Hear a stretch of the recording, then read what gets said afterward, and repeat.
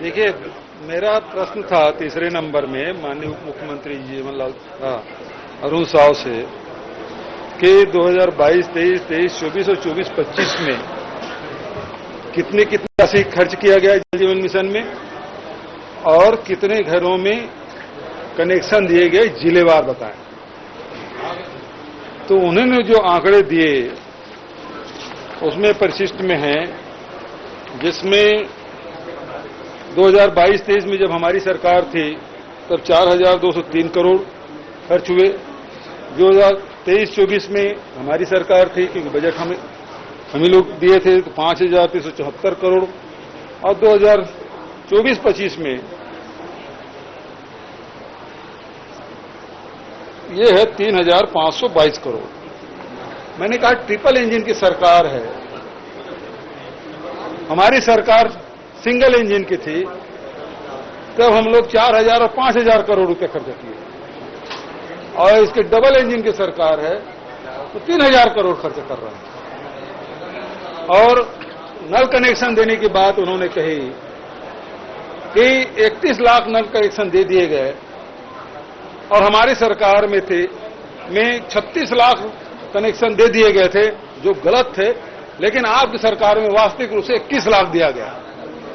इसका मतलब यह है कि 20 महीने में केवल 10 लाख कनेक्शन आपने दिए, लगभग 2 साल में, क्योंकि बरसात में तो भी होगा नहीं, दिसंबर में 2 साल पूरा हो जाएगा।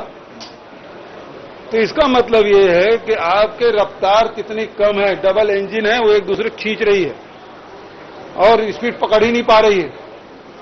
ये आंकड़े आपके गलत हैं। और दूसरी बात यह है कि उन जिलों में आप ये देखेंगे, उन्हीं के आंकड़े हैं, किसी किसी जिले में, जैसे कोरबा जिला है, मात्र 22% घरों में कनेक्शन दिए गए, मात्र 22।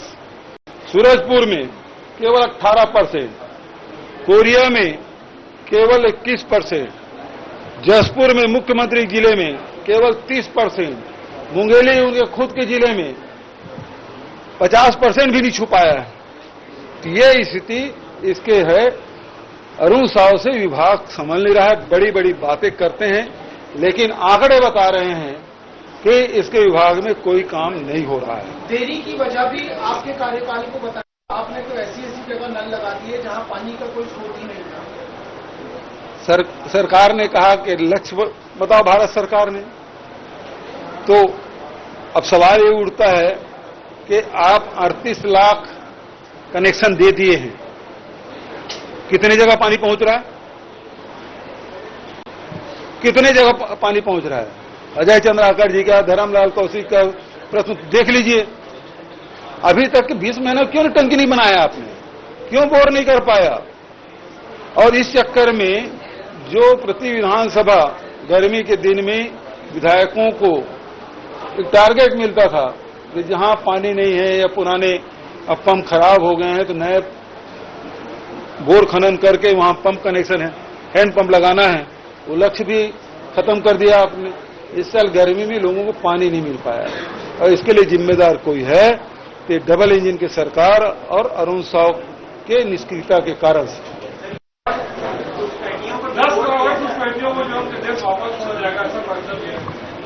देखिए, एक आदेश भारत सरकार का ऑपरेशन सिंदूर के बाद आया कि जितने भी पाकिस्तानी हैं उसको आइडेंटिफाई करके देश से बाहर किया जाए, पाकिस्तान भेजा जाए।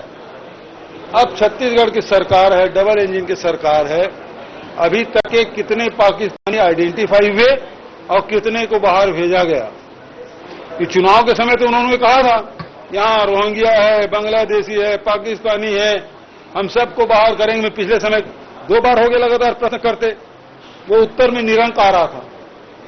तो ये केवल चुनाव के समय ये घुसपैठिया और पाकिस्तानी, बांग्लादेशी, रोहिंग्या की बात करते हैं।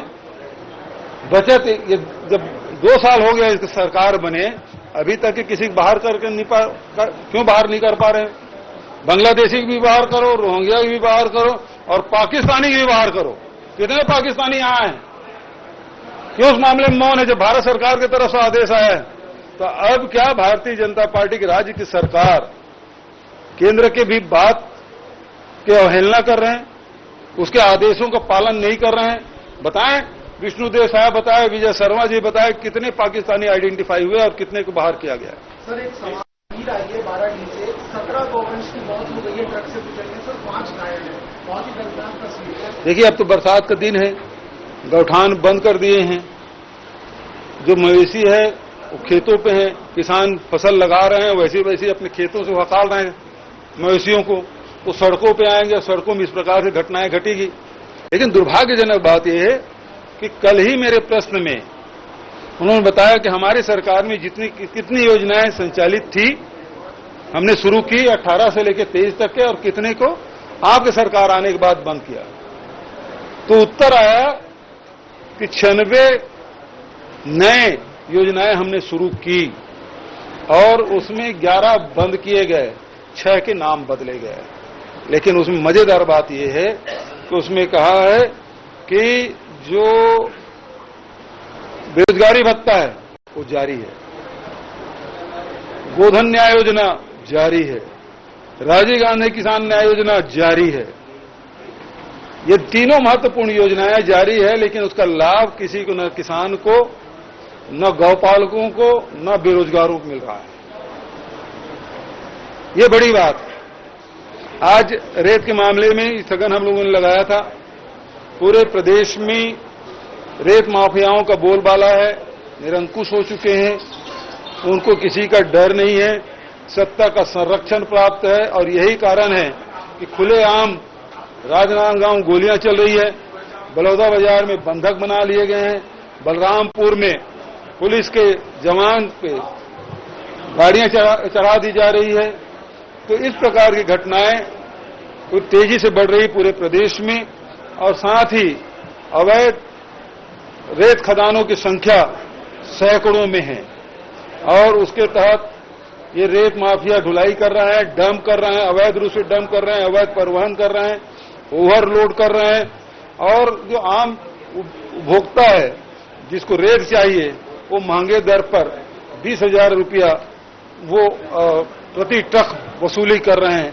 कई गुना रेत की कीमत बढ़ा दिए हैं, और सरकार का संरक्षण है तभी वो चुप बैठी है। सीएसआर के क्षेत्र में काम नहीं हो रहा है। देखिए, अब ऐसा है, प्रश्न किरण देव का था इसलिए मैंने उठाया नहीं तो कोरोना काल में पूरे सीएसआर के, चाहे वो बालकों के हो, चाहे तुम्हारे एनएमडीसी का हो, भिलाई स्टील प्लांट का हो, जितने भी सार्वजनिक उपक्रम हैं रायपुर में, अभी ये विधानसभा के पीछे जितने भी प्लांट हैं, सबके सीएसआर को प्रधानमंत्री कोष में, क्या बोलते हैं, केयर फंड में, पीएम केयर फंड में जमा कर दिया गया था।